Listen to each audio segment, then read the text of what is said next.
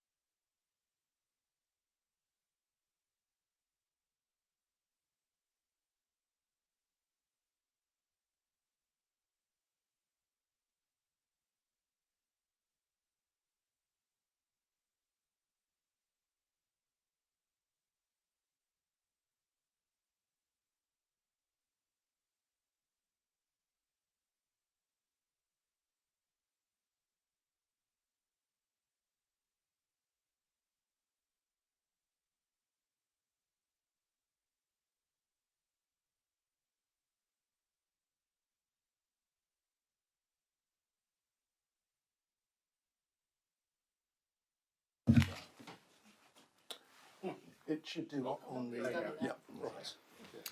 Okay, good evening everyone. I'm Councillor Steve Jeremiah. I'm the Chair of Planning of the Planning Committee. The other members of the committee are all councillors from various groups and they're all sitting in front of us here. To my right is Jeremy Ward, who's the Head of Democratic Services, and to my left is Mark Thompson, who's the Planning Manager. We're not expecting a fire drill tonight, but if there is, if we can exit through the doors at the side here, and the assembly point is in the car park. I'd just like to remind everybody that this is a public meeting and all members of the public are welcome to attend, but we do ask that we're all respectful and give everybody the opportunity to say their piece really and to express their views without any disruption at all. So with the introductions done, I'll move on to the agenda. Firstly, apologies for absence. Councillor Webb. I'm subbing for Ross Boffinger. Thank you.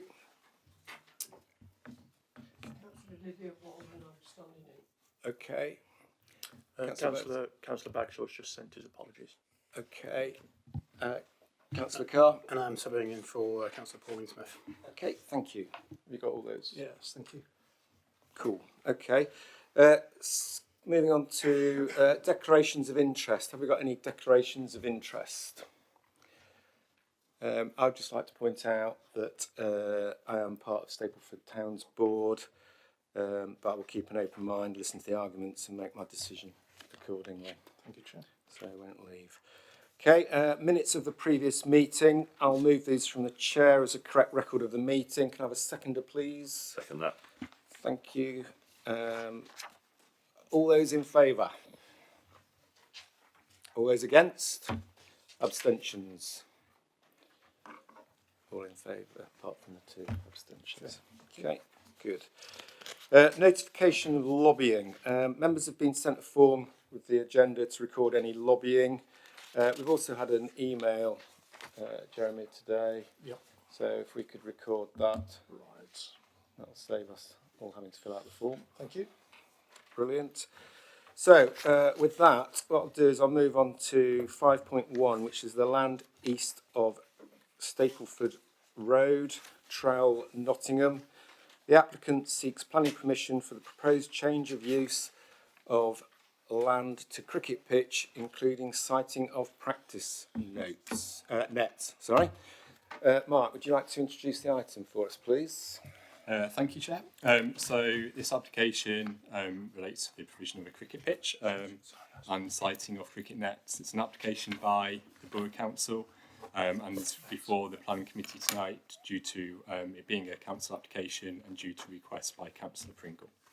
The officer recommendation, as outlined in the report, is to grant permission, subject to the conditions listed in the report. In respect of late items, which you should have before you, there's two. The first one is in relation to Great Crested Newts, and we've proposed an additional condition in relation to Great Crested Newts, which is outlined within the late items. So that would be added on to the condition list. And the second late item was concerns by a resident regarding flooding and the suitability of the site for a cricket pitch, which I'll deal with in a moment in terms of my summary. So the site is currently a field next to the Pit Lane recreation area and is in the green belt. The requirement for the cricket pitch is from the development of the Hickings Lane recreation ground, where there's been a new pavilion and an artificial grass pitch. And as part of that scheme, there was a condition which required the relocation of the cricket ground for Stapleford Cricket Club. So this planning application proposes the change of use of the site, ground level changes and drainage works to be undertaken to provide a suitable cricket pitch. And this has had significant engagement from the English Cricket Board and from the cricket club itself in terms of making sure it's an appropriate site and appropriate cricket pitch facility. It also includes the siting of practice cricket nets and ball stopping nets along the eastern boundary, and that's after analysis in terms of strike area and to make sure there's safety for the footpath immediately adjacent. A flood attenuation basin is also proposed in the southwest corner of the site, and just a point of clarification in terms of the existing allotments not being impacted by the proposal. On the plans, it shows indicatively a pavilion and car park, which will be subject to a separate planning application, so not the one before you tonight. This application is currently being prepared, so should be submitted fairly shortly. 44 neighbours were consulted and site notices were displayed. We had 19 objections to this application, the majority raising concerns regarding increased flood risk in the area. And that includes an objection from the Stapleford and Trowell Boundary Brook Action Group. Other issues which were raised within the objections relate to traffic generation, parking issues, impact on wildlife, and the development being out of keeping with the character of the area, and queries regarding the need for a cricket pitch in this location. So in terms of the main points within the report, just to highlight them, in terms of greenbelt issues, sports and recreation uses are appropriate development in the greenbelt, provided they preserve openness. In officers' view, this application does do this. The pavilion and car park, as I said, would be subject to a separate application, but appropriate facilities for outdoor sport and recreation are also appropriate development in the greenbelt in national planning policy terms. In terms of amenity on neighbours, in officers' view, there's a sufficient distance to neighbouring properties for them not to be unacceptably affected by the proposal. And a noise impact assessment and noise management plan. Noise impact assessment has been submitted and a noise management plan would be required as part of the planning condition. And that's mainly related in terms of people coming and going from the site and when it's being used to make sure they're managed appropriately. And a condition is also recommended in terms of to limit the hours the cricket matches can take place. So in relation to drainage, the majority of the sites in flood zone 1, which is the lowest risk of flooding, but the southwest corner is in flood zone 3, which is high risk of flooding. Obviously be aware in terms of the flood issues which have been experienced in this wider area and the works which have been undertaken recently by Nottinghamshire County Council along the Boundary Brook. So this planning application included a drainage strategy which included a basin in the southwest corner. As part of that detail, it says it will reduce the flow into the Boundary Brook from 51.8 litres per second to 4.6 litres per second, so achieving significant betterment compared to the existing situation. The Environment Agency and Lead Local Flood Authority have both raised no objections in respect to this planning application, and the Lead Local Flood Authority have also been working quite closely with the council in relation to the scheme that they've been undertaking along the Boundary Brook. In relation to ecology, the scheme would achieve over 10% biodiversity net gain and includes planting of trees in the southeast corner of the site. The Wildlife Trust, as you see outlined in the report, have raised concerns regarding the initial ecological appraisal report. Additional information has then been submitted in terms of to address those concerns, but we're recommending an additional condition is included in relation to great crested newts. And that's, as outlined previously, drafted in the late items. In relation to parking access, there's no objection from the Highways Authority, The car park, which would form part of phase 2, would provide 29 spaces for the facility and other conditions recommended in relation to contamination due to the historic uses of the site. Okay, thanks Mark for that. Okay, we have 3 speakers. We have Ryan from Economic Development, who'll be 4. We have David Stocks, who is objecting to the application, and we also have Ward Councillor Councillor Pringle, who will be speaking as a ward member. So 3 minutes, Ryan, if you'd like to start. Thank you. Thank you. Good evening. This project and application is a critical part of our promise to deliver high quality community sports facilities through Stapleford Town TL. It completes the Stapleford Community Pavilion project at Hickings Lane by providing a permanent home for our valued cricket club. Moreover, it's a real rarity that any local authority gets the chance to build a new high quality cricket pitch. And it comes at an exciting time when cricket is growing fast, but unfortunately some facilities are under a threat.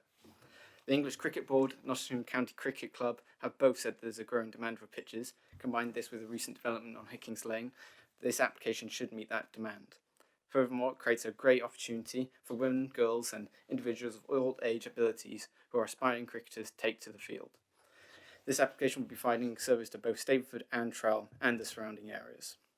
In addition, this application will create a great opportunity for the adjacent Trowell Football Club, which will benefit with the new open space to increase their membership, as well as the space being utilised for other recreational use. This will provide an opportunity to work in partnership with the football club to provide a platform for them to grow and gain access to funding to replace their vandalised building, which is in disrepair. A critical point that has been raised in this application is the impact it will have on local flooding in the area. This application is set to improve the current drainage from the field, from the new drainage to be installed for the cricket pitch, looking to reduce the flow rate into the boundary brook from 51.8 to 4.6 litres a second.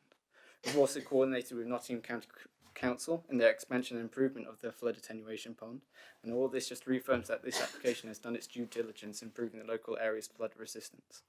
Furthermore, this application looks to safeguard green space, which is significantly better than alternative uses. This project will promote healthy living and provide improved well-being for local residents and visitors in the area, provide a home for Stapleford Cricket Club and for countless future cricketers. It will be a bulwark of green space in the local area and exceeds its goals in improving flood defences that are sorely needed. Considering all these points together, we urge the committee to be granted planning permission. Thank you. Thank you, Ryan.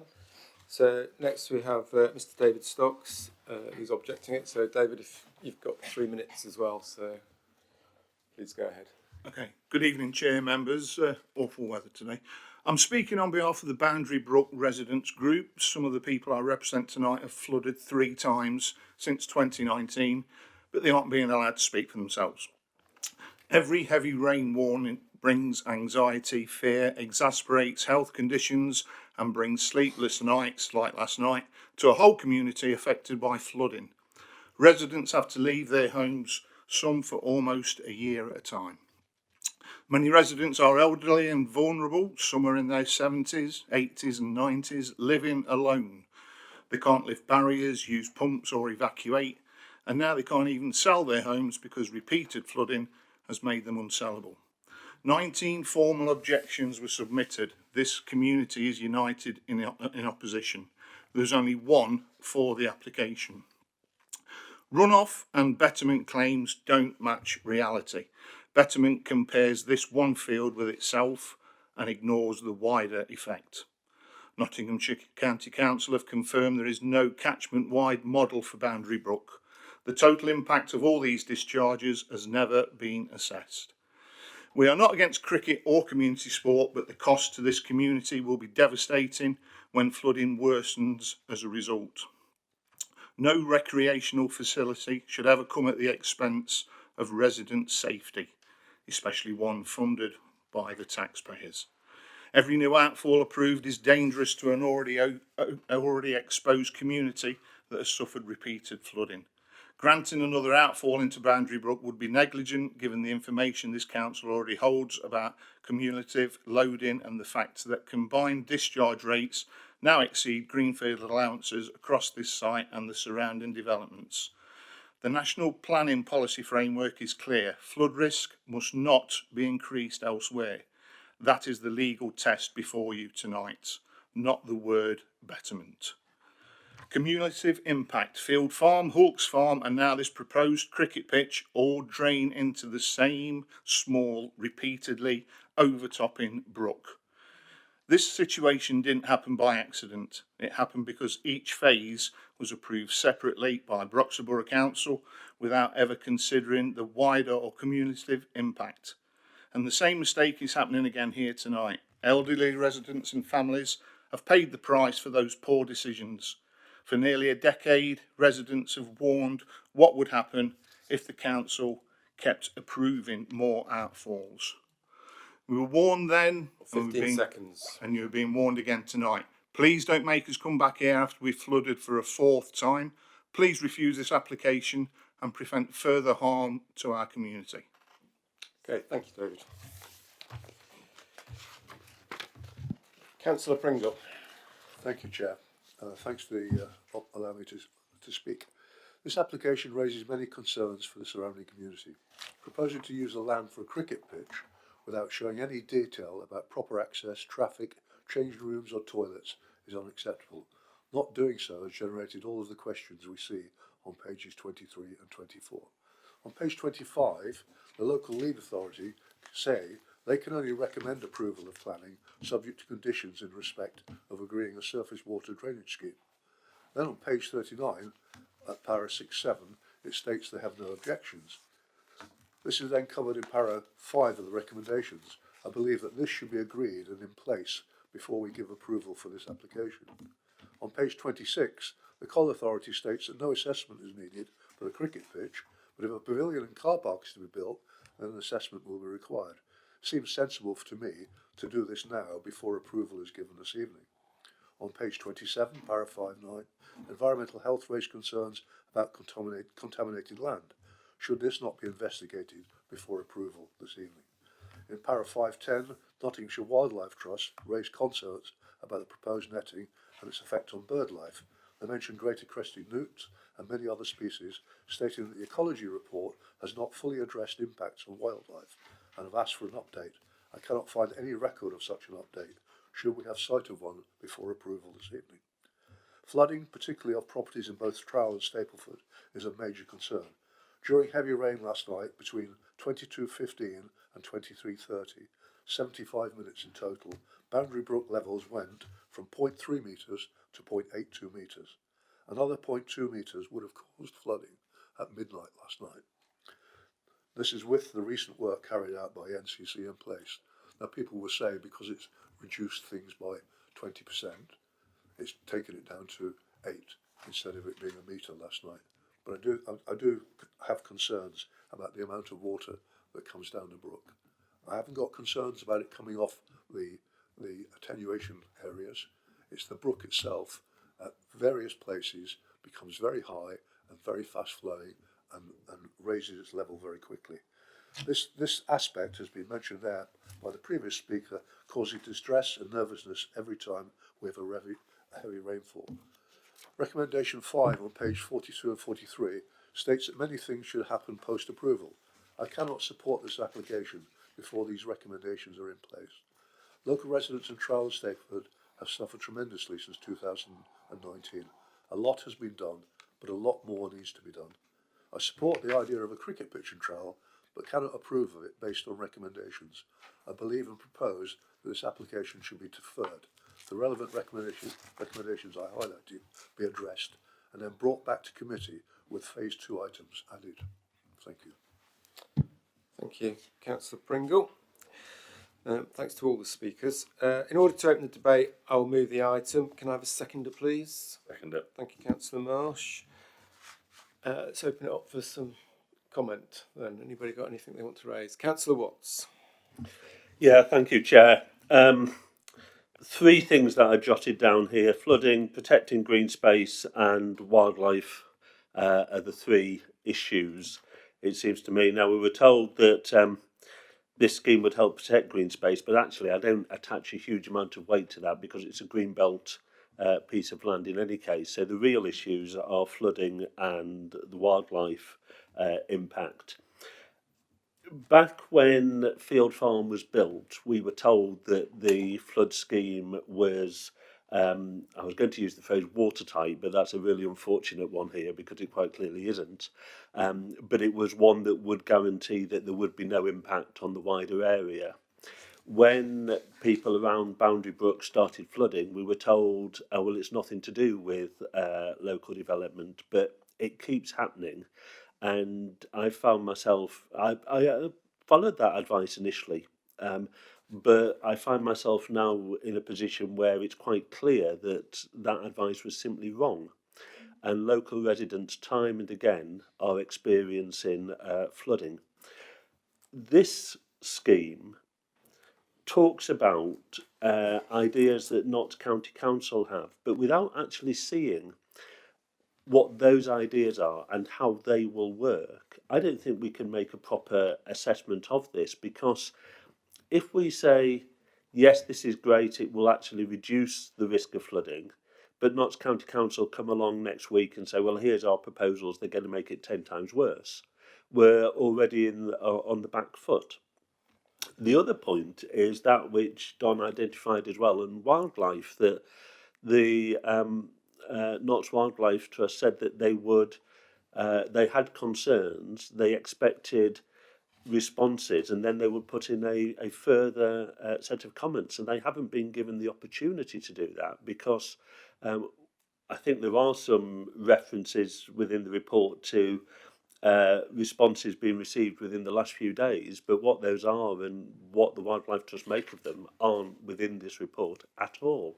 So it really does look here like we are going off half-cocked, that we have a basically good idea, which is to create a cricket pitch for Stapleford Cricket Club, which I'm fully supportive of, but presumably because we want to get it built for next cricket season, we're submitting the plans before they are ready and before this scheme is ready.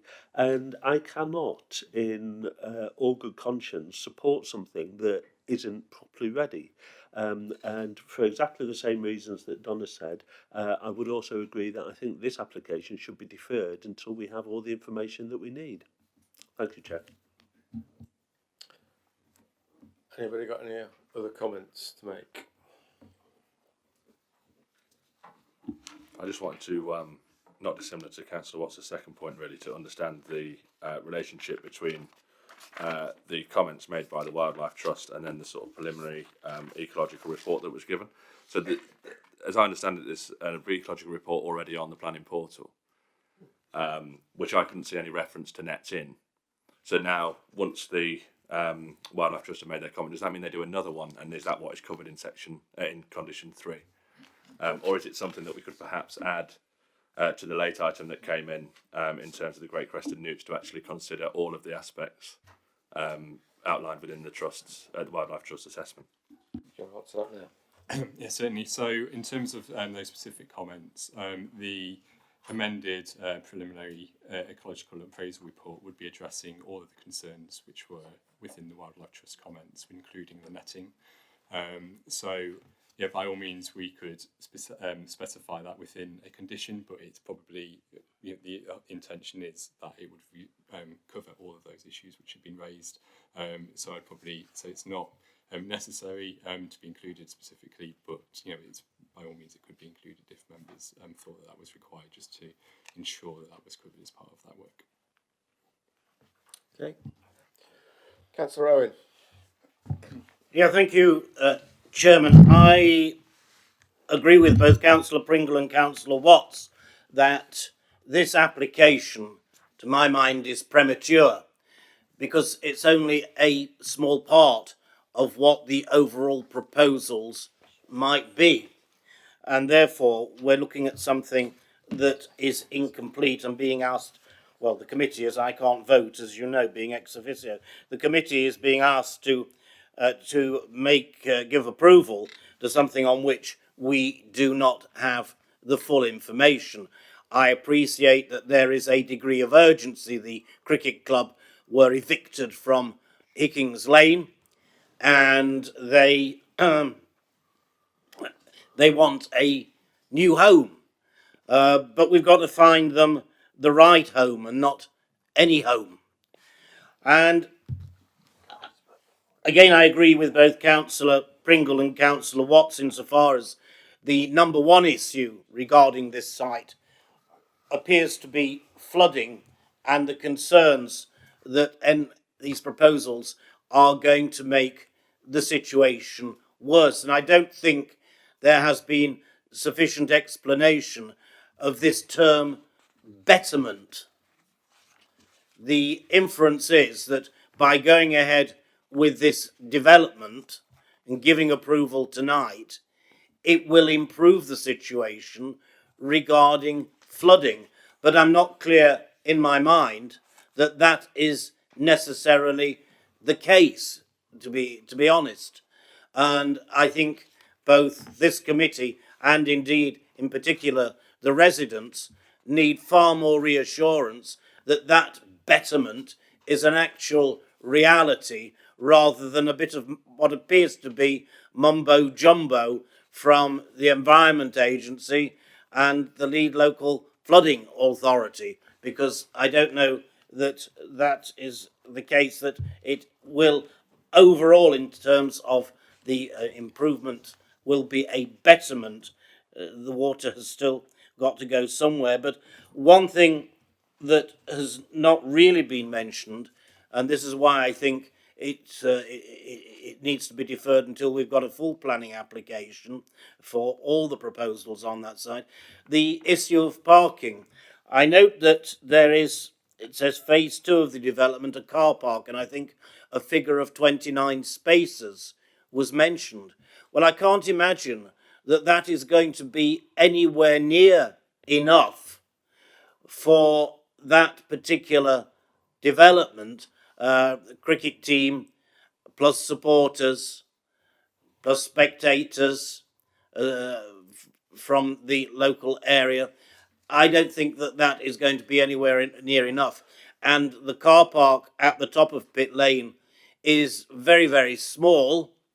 In fact, this morning when I parked up there, a number of the car parking spaces on a lousy day like today were already occupied, leaving very little spare capacity, which means that there will be a temptation to park on Pit Lane, causing obstructions, or even on the main road. So I think that needs some further work to be done on it to see whether or not there can be an increased capacity for the car park. So I think the best solution at the moment is to defer this application, even though I understand the urgency of trying to relocate the cricket club, because whilst you've got residents who are being regularly flooded, the fear that it's going to be made worse is something that I certainly wouldn't want to have to live with, and I don't think we should expect them to have to live with it for the sake of getting further explanations, further details, and coming up with the right solution. Thank you, Councillor. Councillor Bunn. Thank you. So, yes, I wanted to ask some questions which are on a similar line, actually, to the points that have already been raised by the councillors, maybe a slightly different approach to it. As we've sort of talked about a fair amount already tonight, I think like flooding is the main, concern from residents around this site, and understandably, flooding, a home being flooded is a terrible experience to go through. I've experienced it myself, luckily a long time ago.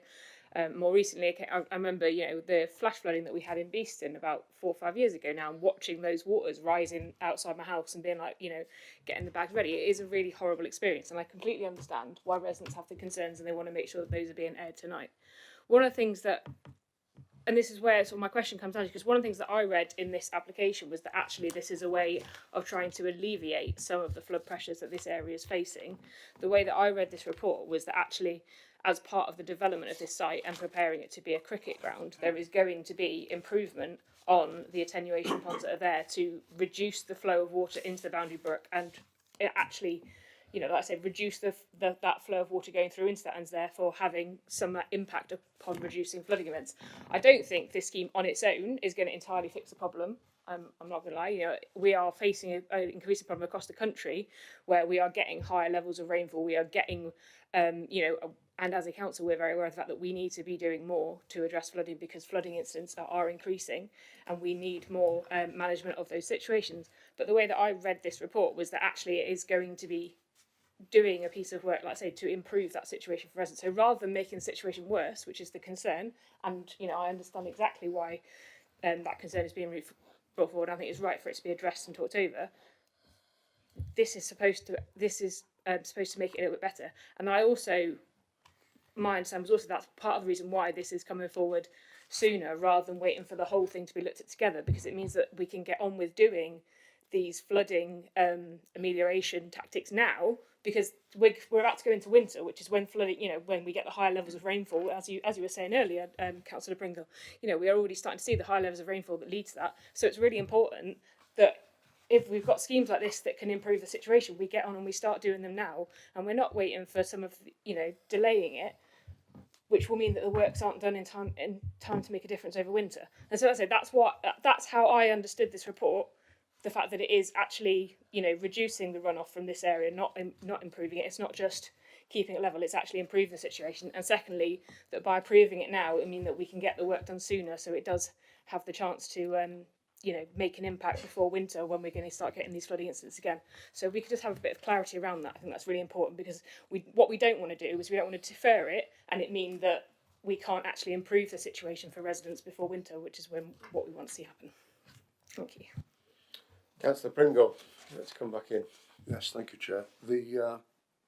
Just to go back to what's just been said by Councillor Bond, if we approve this tonight, I don't think there'll be any work starts on it until probably March or April, because the ground will be so soggy and wet that they won't be able to do any work on it anyway. So actually deferring it to get some of these things that we're concerned about addressed will actually be a good thing, because it will mean that when we get the good weather in March, oblique April, they can get straight onto it and start working. Because I know that area, the whole of that recreation ground and the whole of the brook area turns into a bog. The top of the recreation ground today, if you walked in there at the top, the very top of it, you'd be sinking into the grass about 6 inches, because there's so much water in that area when we have rain.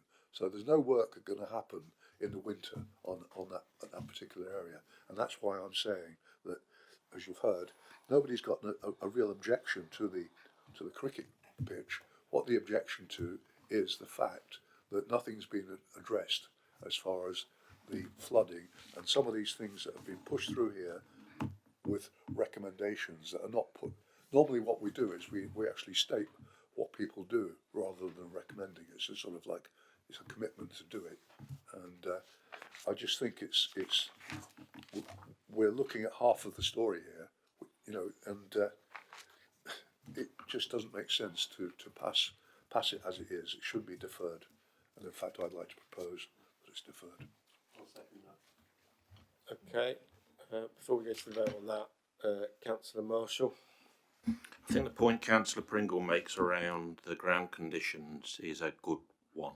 I think there are practical considerations which, maybe by design or otherwise, buy a little bit of time, which wouldn't be wholly problematic for a deferral in that sense, and would allow some of the questions that have been raised tonight to be addressed. But look, I'll be clear, I am supportive of the overall concept of a cricket ground at this location alongside the development at Hickins Lane and the opportunities this brings to this area for the first time in decades. One of the important points we must consider is whether any design here is a panacea or not to the devastation that climate change is bringing to increased flooding events in UK.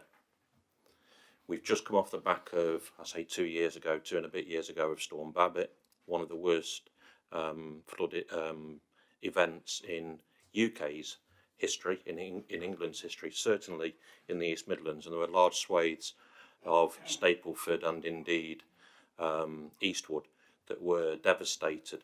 And of course we've heard the eloquent testimony tonight from the residents of the devastation that flooding not only brings, and they're not talking about this kind of at arm's length, they've experienced it.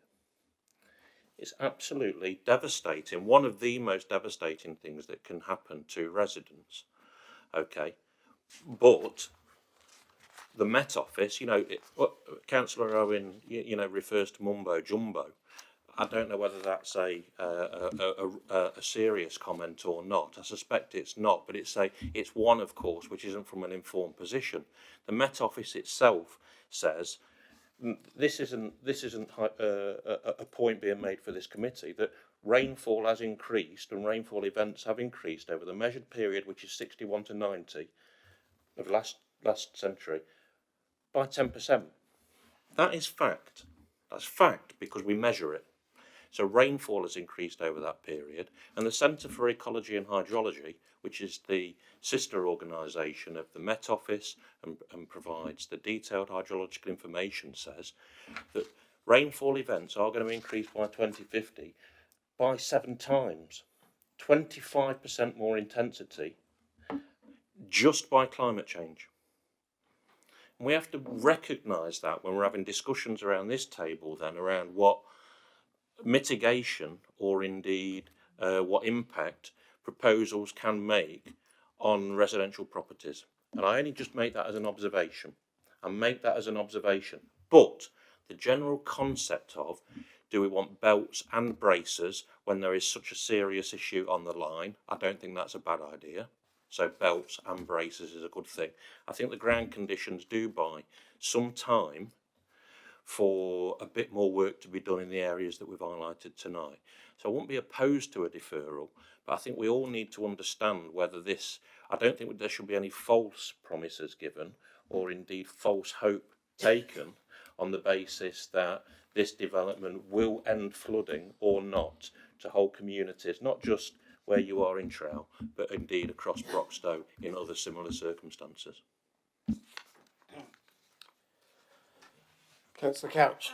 I was just wondering if over the winter time any research could be done on measuring the runoff and the saturation levels in the soil over the winter so that we would have better information about the levels in the brook over the winter period, which is going to be the dangerous bit.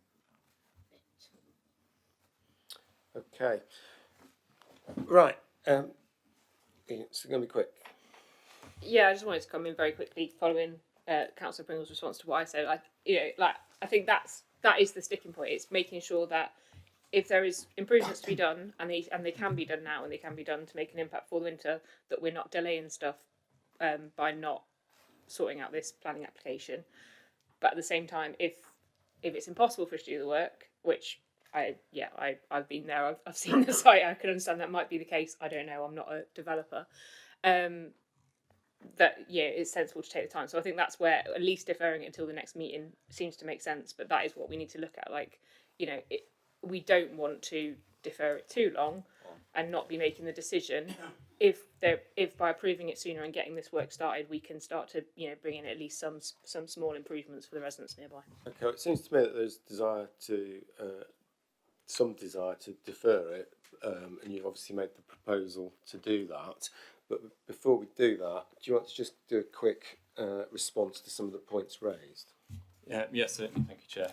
So just in terms of some of the prematurity comments, I think it's just pointing out in terms of the planning application was supported by a number of detailed reports which do set sort of the key principles in relation to contaminated land, to ecology, and to drainage. What those reports are aimed at doing is ensuring that the layout of the scheme is acceptable and that all those issues can be mitigated when those further details are known.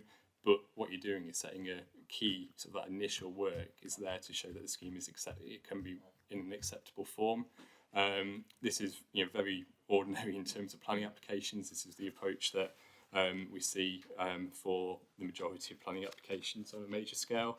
The conditions which are recommended here again are conditions which we put on a number of major planning applications, and the wording is very common amongst those. Note in terms of this area, the flooding is obviously a very sensitive issue. We want to make sure that everything which can be done in terms of this planning application is done to make sure that this drainage scheme is in place and does mitigate appropriately in terms of surface runoff and does achieve that betterment. what the indicative drainage assessment does, and there's a plan within that, shows that that can be achieved, and shows how it will be achieved. You know, the Lead Local Flood Authority have stated what that additional information which they require to satisfy that condition, but what the information before you does show that we can that the application can achieve those rates which are outlined in the report. So you know, things such as how it will be maintained, etc. That's something which we should follow in a subsequent report, but can be achieved, and we can make sure that that does happen going forward. Same in terms of contamination. The environmental health officers reviewed the information in terms of the geo-environmental study, is satisfied that that information is adequate in terms of for this application, and then recommended the standard contamination condition as part of that, which just ensures that the mitigation measures required to make sure it's safe once the development is in place is carried out. So I think, note in terms of the comments regarding prematurity, but just to sort of reassure in terms of the reports which we've seen as part of this planning application are what we would expect to see to support an application. They contain the level of detail we'd expect to see as part of that application, and the conditions are worded appropriately in terms of what that additional information based on the recommendations in those reports require. I think that covers that point. In terms of Councillor Bunn, in terms of timing, it is my understanding that the works, the sooner the works are carried out, the sooner that those that runoff rate can be reduced and the attenuation basin can be put into place. In terms of the cricket pitch, it would be, because it's a 12-month period from when they carry out the works in terms of they can start playing cricket. So the need is to basically for once, if permission was granted, for them to be able to then work on discharging the planning conditions, then be able to make a start of the works in spring, sort of late winter, early spring next year, to make sure that the cricket could be used in 2027. So it's quite a long running time in terms of the cricket pitch being used. That's why there's some sort of pressure in terms of on delivery, but again, note in terms of what comments have been made in terms of prematurity tonight. So, and I think I've covered in terms of the wildlife point that the additional study, the amended preliminary ecology appraisal report, will deal with those additional points which have been raised.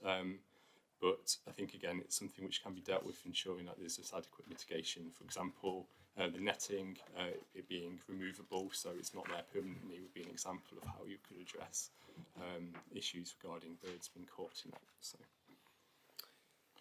Okay, thank you, Mark. So we've got a proposal that we defer it. So can we? So, Councillor Watts has seconded. Councillor Watts has seconded. Sorry, yeah, I forgot that. So we can go to the vote now. So all those in favour of deferring? Okay, that's carried unanimously.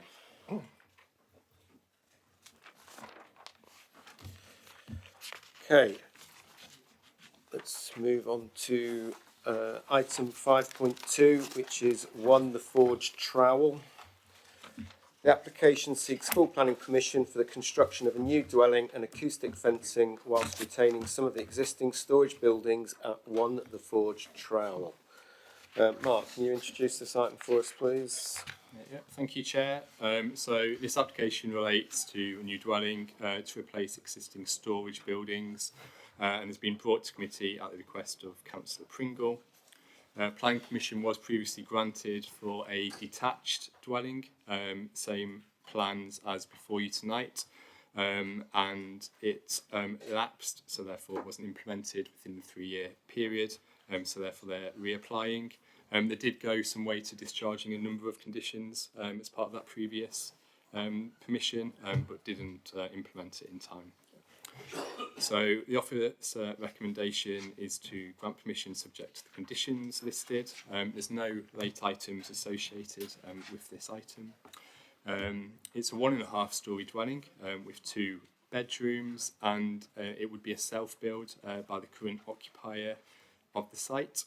It is within the green belt and next to a railway line. and the closest house is just to the south of the application site, but separated by an orchard. No objections have been received in respect to the application. As I just mentioned, it is in the green belt. Officers consider that it is not inappropriate development because it's previously developed land, and due to the substantial screening of the site, it would limit the visual impact and any impact it would have on openness of the green belt. The relationship with the neighbouring property is also considered acceptable due to the distance and the intervening orchard. The design of the house, quite a modest design, considered to be acceptable in terms of its features, and also the access and parking arrangements are considered to be acceptable for a single dwelling with 2 bedrooms. The previous use of the site and the current use of the site has the potential for contamination. So this has been identified within the supporting report reviewed by the Environmental Health Officer, and remediation measures have been identified and which are conditioned.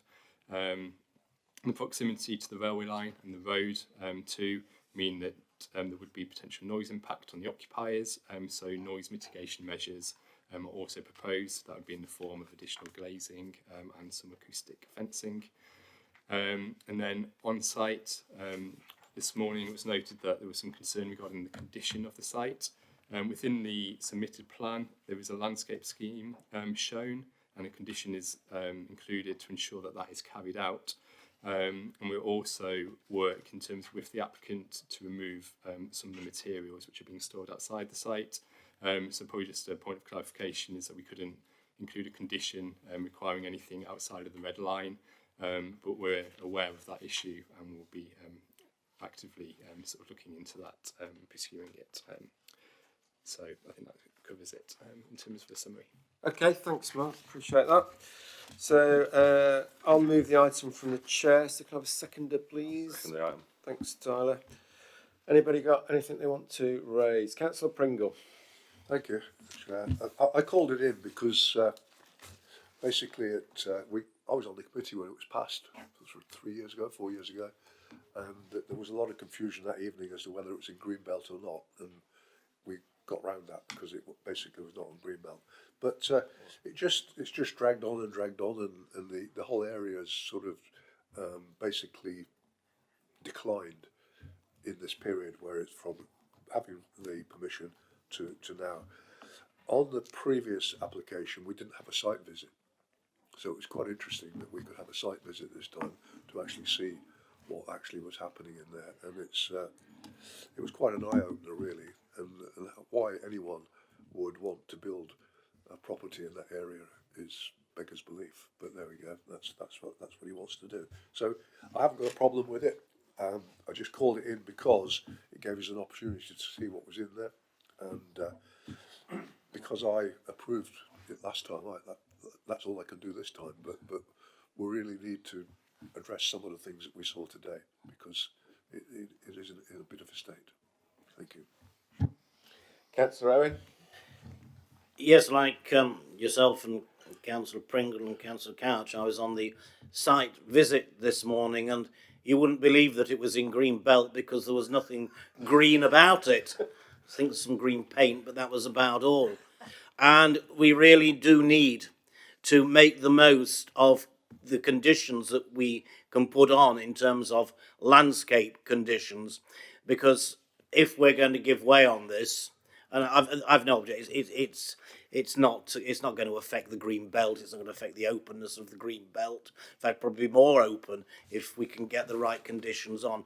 But I hope there will be a robust discussion with the applicant to get an appropriate landscaping condition, and that those conditions are adhered to, and that site is improved, and the whole community that has to walk past it will benefit. I know that the other, what looked in effect to be fly tipping, is outside of the red line application area, but I hope that now we have been to see it, and I suppose we did see it when we looked we had the site visit for the proposed zoo at Trowell. But really, we do need, as an authority, to be much more robust in our enforcement procedures and I would hope that the planning enforcement officer and the environmental health officer will work collaboratively to come up with something to take appropriate enforcement to get that whole site and approach road tidied up, because as you've seen and as we saw this morning, there is a very nice dwelling at the end of the road, and I think it's totally unreasonable for someone to have to live with what is in essence fly tipping. So I make that clear. I recognise we can't condition it tonight, but I think it's worth airing publicly so that we can put a bit of pressure on officers to get something done. Yeah, I'll just make the point, I concur, but we can only do it in terms of planning within the red line, but I agree that something needs to be done with the wider site from an environmental point of view. Anybody else got any other comments? No? Okay, do you want to add anything, Mark, or not at this stage? Just one point I didn't say, which is just to emphasise that there is going to be a custom self-build dwelling, and the council does have a duty to provide custom self-build dwellings on it. We have a register, which is very difficult to actually meet because we don't generally sort of build custom self-build properties for people to then live in, or like allocate sites for that. But this would go to meeting some of that need, so we have to report to government every year in terms of how many custom self-build properties have been granted permission in the area, and there is always a risk that you could have speculative applications in other areas of Greenbelt for self-build, which we'd have to grant because we're not granting permission for custom self-build elsewhere. So actually this does has wider beneficial factors in terms of custom self-build, which probably isn't always brought to the attention of everyone. Okay, thanks for that then. Okay, if everybody's happy then that they've made their comments, let's move to the vote. The recommendation is that planning permission be granted as it appears on page 53 of your agenda. Can I see all those in favour of granting planning permission?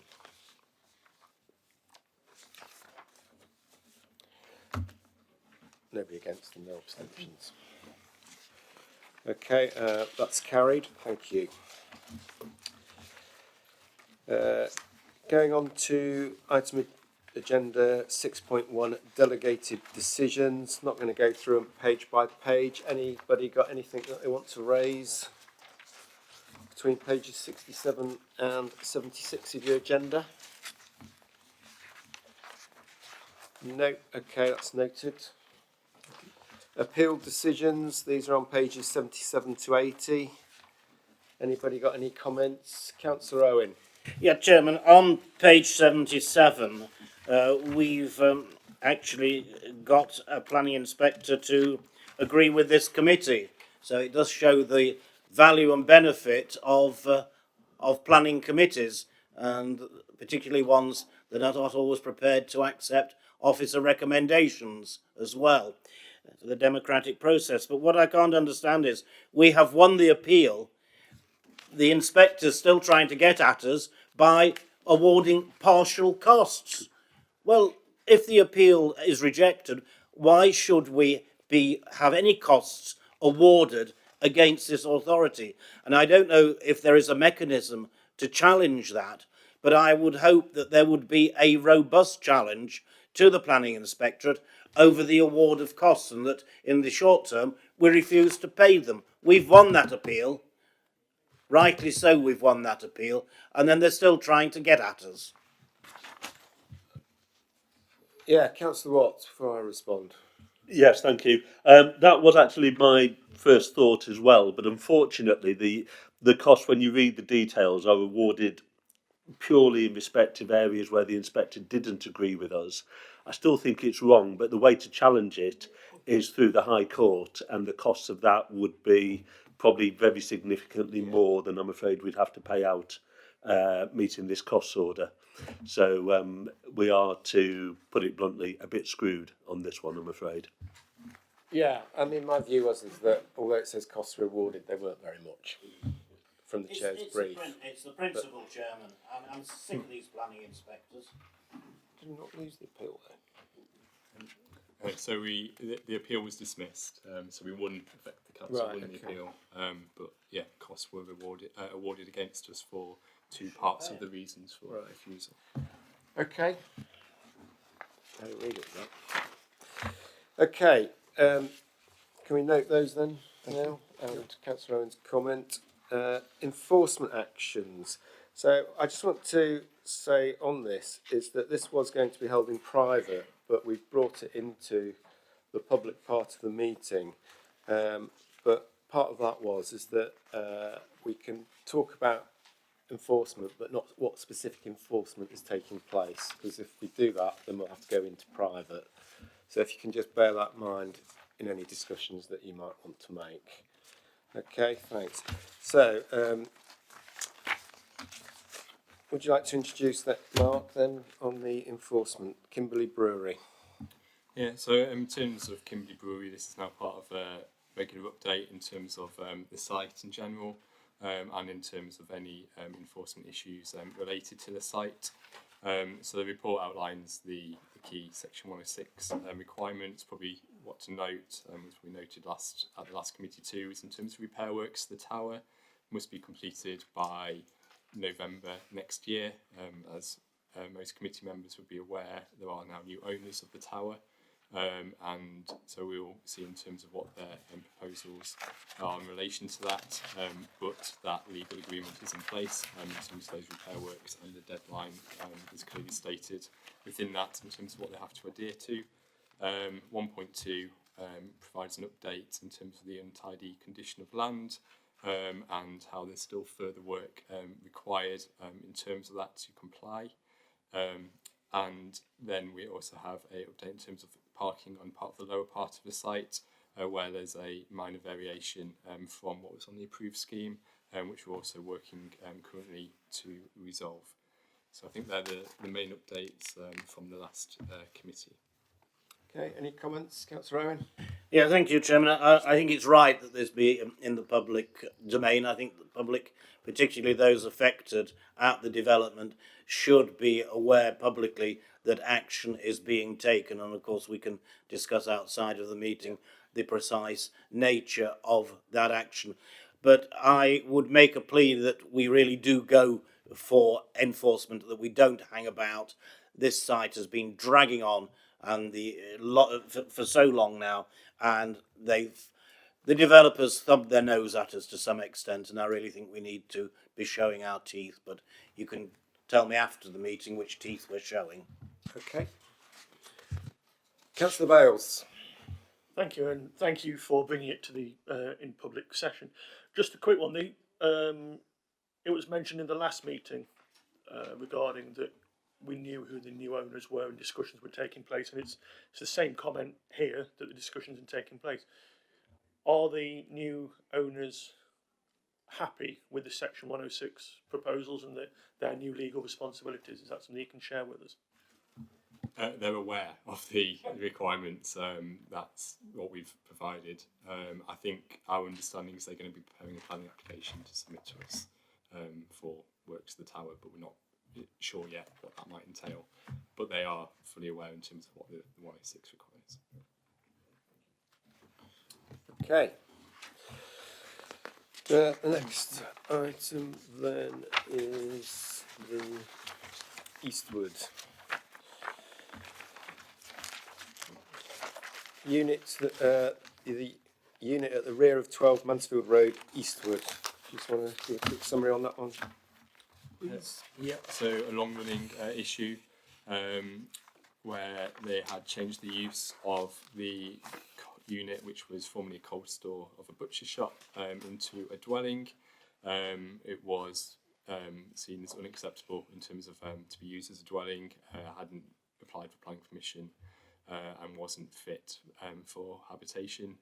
So the enforcement was undertaken, and the enforcement notice we successfully prosecuted the owner for breach of the enforcement notice at the Magistrates Court. The report outlines the costs award and the fine, and so it was a successful prosecution, but after a number of years, a number of difficulties getting it to court, and delays at court too, and a change of ownerships through that time as well. So it's a good outcome, but just took a long time to get to it. Okay, Councillor Owen again. Yeah, I think this case makes my case admirably as far as the speed at which we undertake enforcement. It's been a mere 13 years since the first complaint went in. I must confess I don't remember it.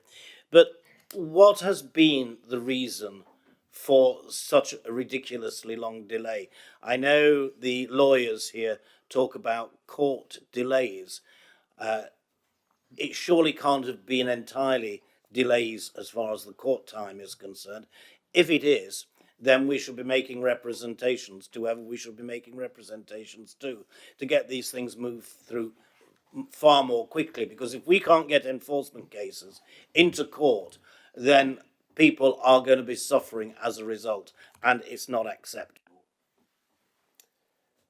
Okay, my understanding is that it was delays to the court process, and where people didn't tip up and all that sort of stuff, which then meant that it had to go back again. Councillor Marshall. Yeah, that would be a circumstance out of our control, and there are others out. I think 1.3 alludes to it. I'm not saying 13 years is good, Philip, but I think 1.3 shows some of the difficulties, and they talk about, for instance, legal ownership changing, intermittent usage. I'm not excusing it. 13 years is kind of a bit of a, it's remarkable, but they are, I guess, factors outside of our control in that sense. So I'm not mitigating it. I'm just saying that I think that would be a factor. Yeah, coming back in, Mark. Just another point to note on this, although it's been ongoing since 2012 and then 2013.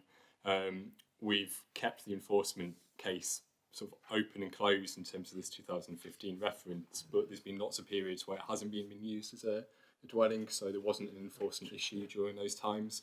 So although it's been a long-running saga in terms of it being initially started being used as a dwelling, but there was periods within that time where it hadn't been, and therefore there weren't enforcement issues during that time. So that explains, I think, a substantial amount of sort of the period from the initial enforcement complaint up to some where we were able to then take it through to court and through to prosecution. And then in terms of the court case, I think it was a couple of times where it was attended, but there was issues in terms of legal representation. That was it. So I think that's why there were delays as part of it. But I think some of the dates may be a little bit misleading in terms of how long the most recent owner has been using it as for a dwelling. Okay, thank you. Okay, next meeting of the Planning Committee is scheduled to take place on Wednesday the 10th of December at 6 p.m. If everybody's satisfied that they've made their comments, I will close the meeting. Thanks everyone for attending. I'll close the meeting at 7:03. Thanks everyone.